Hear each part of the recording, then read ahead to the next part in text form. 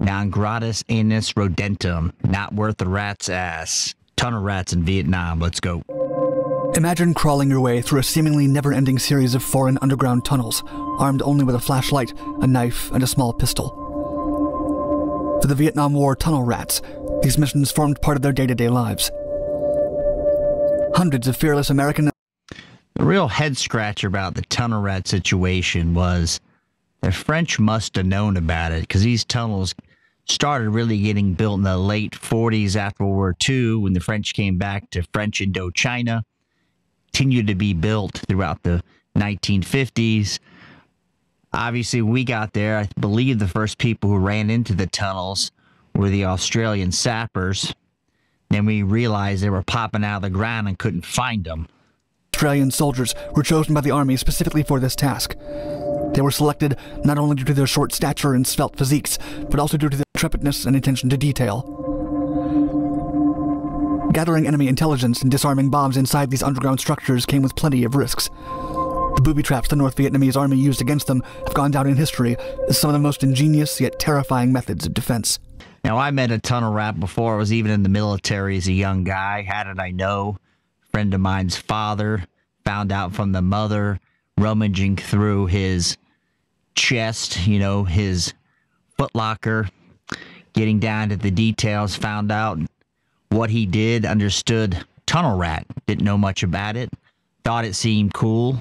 As we threw on his Vietnam-era utilities and did some stolen valor, never really got the concept. 2 years later, I learned to appreciate it with a first sergeant who was a tunnel rat in Vietnam. Now, saying all that, I don't think there was a great deal of training in these. These were one of these things, hey, you want to volunteer, which is the first choice for most people should be no. Big surprise. The North Vietnamese Army both frustrated and puzzled U.S. troops. When the U.S. attempted to pursue its enemy, the Viet Cong's men seemed to vanish into thin air as they melted away deep into the jungle. And you figure this was way pre any kind of tech, so they had to know where the entrance was. They had to know where they led. Sure, they had some sort of map system. These things were very complex. Take a look at some of how they were set up. We decided as U.S. to put one of our main bases on top of it, not realizing that the tunnels went on for miles, and we couldn't exactly smoke them out because they'd set it up where there'd be, I want to say, almost like trapdoors of water to get from one side to the other. Very complicated. We did try at one point, the Australians did try at one point to smoke them out with gas. You think there'd have to be a way, but we're talking about tunnels that as soon as a B-52 strike came, they'd get down in there and be perfectly fine. American soldiers would often come under enemy fire from positions that seemed to be hidden in a tree line. But when such a line was searched, there was no sign of anyone. The Americans simply could not understand how the North Vietnamese were able to disappear without a trace. In reality, the Viet Cong had been using a tunnel system to move around the jungle undetected. This system wasn't new. Since the earliest stages of the war against the French in the 1940s, the Vietnamese began a hands-on construction of an extensive underground tunnel system on the jungle terrain of South Vietnam. Well, where have we seen a tunnel system today? In warfare, there's some in Afghanistan. Haven't heard as much about it with J-dams and the technology we have to really pound through where the tunnels are. We have ways to figure out, right, where the tunnels are compared to what we didn't have in the past. But the most successful tunnels we have been drug smugglers. Seen that all over. In particular, El Chapo was famous for his tunnels. The tunnels were expanded and further improved by the Viet Cong for the war against the Americans. The construction was so massive and complex that by the 1960s, the tunnel complexes included hospitals, storage, and even army headquarters. The Ho Chi Minh Trail, as it's now known, covered a distance of almost 155 miles and linked Viet Cong bases from Saigon all the way to the Cambodian border. Think about this as well, these tunnels, as you saw underneath the ground. So you get these massive monsoon seasons there that'll go on for months. So you get a tunnel in the ground. How do you keep it from flooding? There's a lot of engineering that goes in this so people don't die. And they're tiny. Take a look at some of these pictures. I mean, you have to be flexible and in good shape. You're not going to be a 6-foot-tall man getting in these tunnels. And typically, tunnel rats went in as teams. So we're talking not using lots of light, not firing more than a certain amount of shots. They'll call it 6 because they'll know you're out if you're carrying a 45. We'll talk later about how a lot of tunnel rats requested weapons from back home, 38s. There were 25, silenced 25s that were floating around, but most average Joe Grunt didn't have it. The system allowed the North Vietnamese to remain hidden subterraneously for months at a time. It gave them an enormous advantage over their adversaries. The tunnels themselves were not cut in straight lines. They were made with corners that had between a 60 and 120-degree angle to them. This meant that shooting in a straight line was virtually impossible. It also helped deflect bombs blasted by the enemy. The trail's entrances and exits were so well hidden that the Viet Cong troops could basically pop up out of nowhere for ambushes and surprise attacks. There's also the amount of knowledge these Vietnamese troops had to have to know where the tunnel was. Because if you've ever been to Southeast Asia, vegetation grows very fast. So what used to be, look at the tree with the notch in it, now it's covered with elephant grass. And so just the sheer fact of the amount of willpower that went into this. You see what happens, someone invades, or let me take that back, comes into your country trying to help. You're on one side or the other. You're a peacekeeper. We're trying to help the South Vietnamese. The North Vietnamese didn't care for it. These people had the willpower to devise these tunnels. Them to set up their infamous booby traps. In January 1966, the 173rd Airborne Division conducted Operation Crimp around a notoriously defended area known as the Iron Triangle. During the operation, American troops found several booby traps, as well as bunkers. Baffled, they called in Australian engineers that were working with the 173rd Airborne Brigade. When the Australians began sapping the place, they ran into a heavy concealed door that led into a strange tunnel entrance. When they entered the tunnel, they did. And you wonder, they talk about this being around since the 40s, right? Late 40s. How we didn't get the intel. How do we miss that from the French? French leave. The Foreign Legions had a heavy presence there. You think at some point they'd say, hey, by the way, these guys have a pretty extensive tunnel system. You wonder where the intel fell down there. Maybe we got it and we didn't think it was enough of a threat to worry about, or we didn't have a solution to fix the problem. So only with a flashlight and a single bayonet. Once inside, the Americans and the Australians were in shock at the level of sophistication of the tunnel system. They had just stumbled into the Viet Cong's headquarters. The American and Australian troops wanted to discover more of the tunnels. They knew important intelligence documents had to be inside. And so U.S. commanders began to send more and more soldiers into the tunnels. They would have to recover weapons caches and important documents, all while knowing they were in danger of running into the enemy. You're not exactly going to crawl in 200 yards and blow it in place. You know, the fuses, the explosives we had weren't near as technologically advanced as you think today. So blowing them is one way to do it, but how do you blow it and get out of there in one piece? I just can't imagine the terror that must come through your mind. You shoot a 45 in there. I mean, you shoot anything in there. Even though it's dirt, you're still going to have echo. The light from the flash of the firearm is going to blind you unless you turn your head. It's just going to be an insurmountable task for most people. And these guys were tough as nails and brave, obviously. These brave subterranean soldiers were all volunteers and became known to American troops as tunnel rats. Australian troops referred to them as ferrets. Vietnam tunnel rats. Not just anybody could become a tunnel rat. Going down into this complex tunnel system was a hazardous business. According to Chemical Officer Herbert Thornton, these volunteers, quote, had to have an even temperament, an inquisitive mind, a lot of common sense, and be exceptionally brave. Well, they had to be a volunteer first, right? So let's just say you're in some shitty duty in the middle of the jungle, and they say, hey, we got this new duty. It's near Saigon. You're going to go into tunnels and clear them. You're probably like, okay, let me get out of this jungle and this foot rot. And they can't figure out why everybody who shows up is short. So I know on the American side, from talking to fellas when I was a young man, it wasn't as selective as we'd hoped.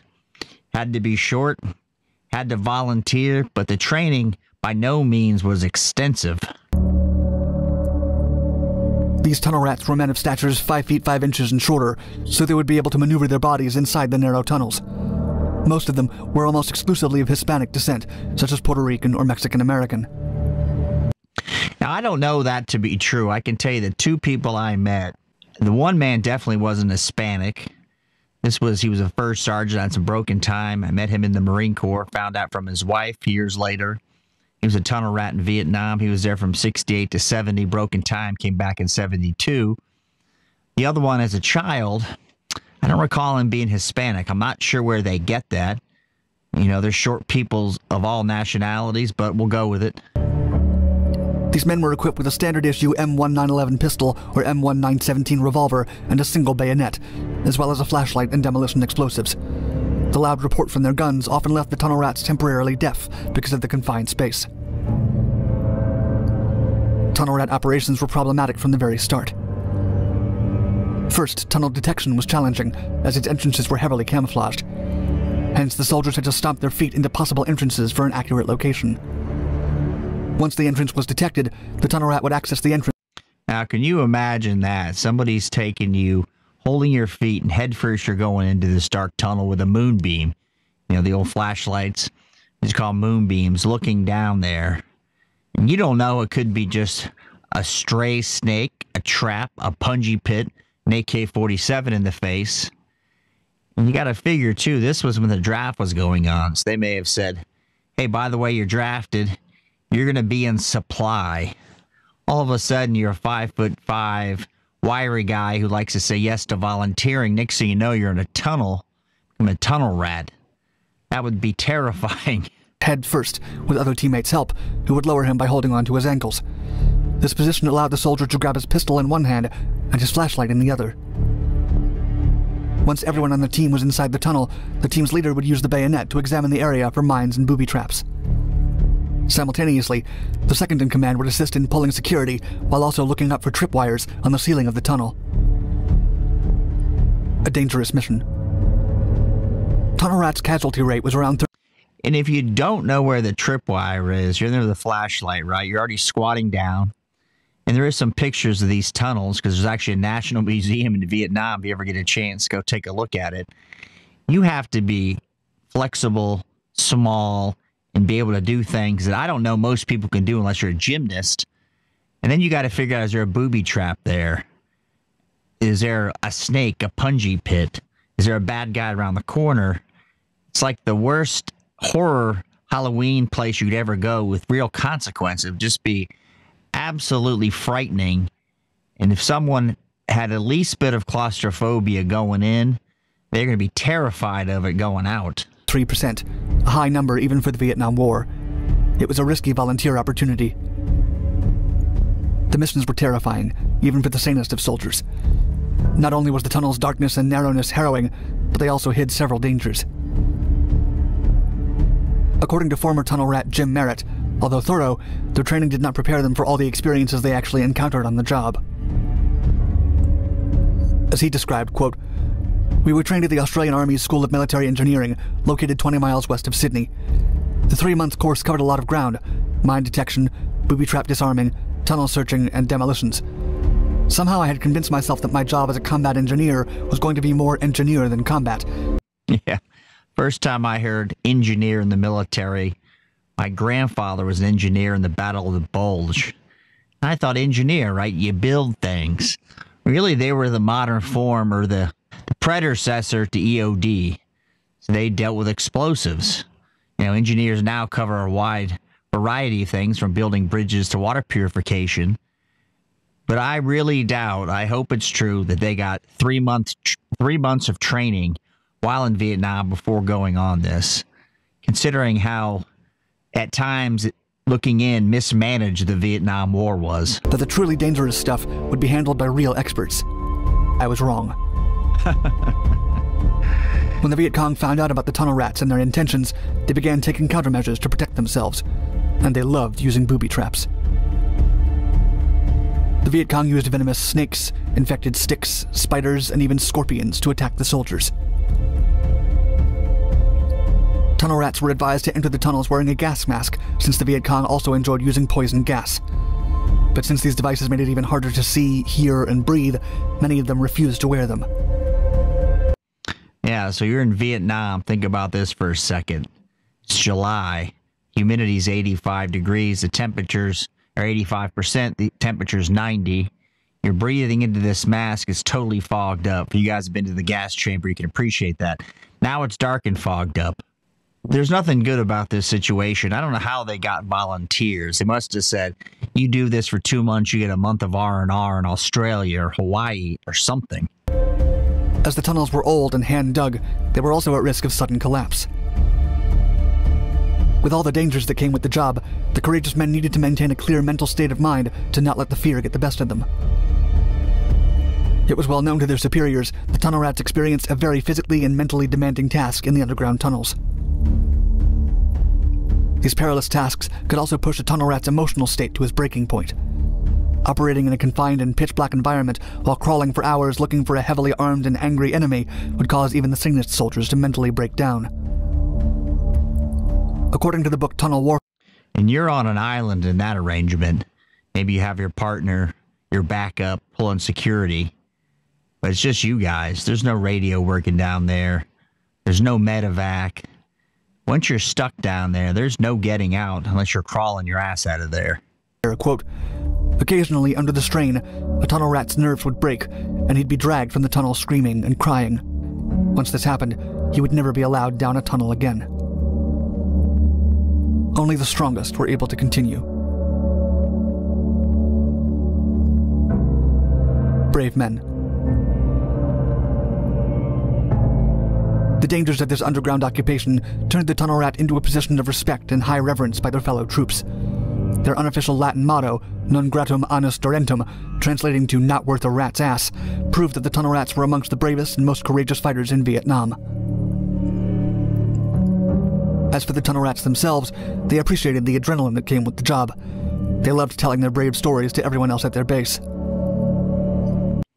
Now I wonder if you talked to one of them, let's say it's 1969, and you said, what do you think of the job? I'm not sure they'd ever say they appreciated it. Sure, it was more of, I'm going to go, it's my time, it's my time. Or, like I said earlier, hey, I get a month of R&R, I get to leave here early. There had to be some carrot at the end of this, especially for draftees. The tunnel rats were doing a kind of subterranean warfare that had never been done before. The procedure had been born out of pure necessity, and it was incredibly successful. The tunnel rats procedures first garnered public attention in 1966, after a very public operation between the US and Australian soldiers in the Binh Duong province, known as Operation Crimp. In the years following the war's end, many of the tunnel rats suffered from Agent Orange injuries due to their exposure to the chemicals on the tunnel's grounds. By the end of the decade, over 4,800 tunnels had been discovered by the US and its allied forces. So you figure by the time they found the tunnel, right, they probably dropped the Agent Orange, the defoliant. Oh, they can see, all right, here's a cover to a tunnel. You're not going to find it unless you drop the defoliant. And then at that point, you're crawling down in it. So what I understand is there's not many of these guys living, so you get a chance to meet one. Do it fast, because most of them, if they didn't die, a third died, another third injured. The rest of them that came back have slowly died off from cancer from Agent Orange. The U.S. Army heavily depended on the tunnel rats' highly specialized skill set. Without them, America would have incurred far more casualties and achieved far less success in the war. Although one could think that this tunnel system was rather rudimentary, at the height of its use, the network gave the Viet Cong a sense of security and power over the enemy, which boosted their morale. Underground tunnels are still used in war today, since they allow for plenty of strategic surprises. Nowadays, some of the tunnels used in the war can still be found in the jungle.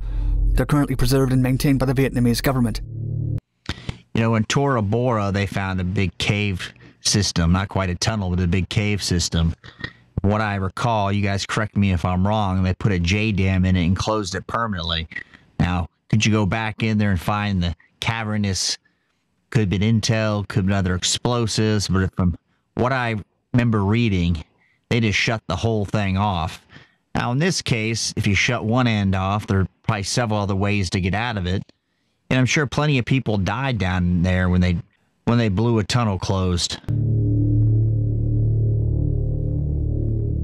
Tourists can crawl through sections of the dark tunnels used by Viet Cong troops and tunnel rats alike.